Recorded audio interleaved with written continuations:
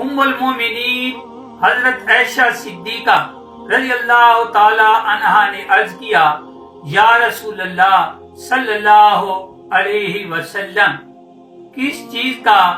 منع کرنا حلال نہیں؟ تو حضور نبی اکرم صلی اللہ تعالی علیہ وسلم نے فرمایا، پانی، نمک اور آگ۔ ام المومنین نے عرض کیا، یا رسول اللہ، پانی کو تو ہم نے سمجھ لیا، مگر نمک اور آگ کا منع کرنا کیوں حلال نہیں؟ تو حضور نبی اکرم صلی اللہ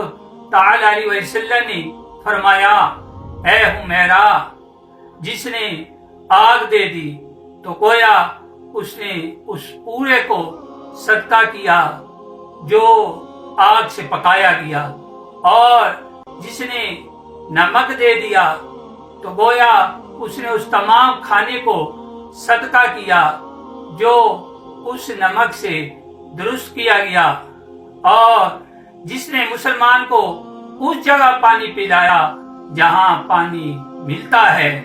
تو گویا اس نے گردن کو آزاد کر دیا، اور جس نے مسلمان کو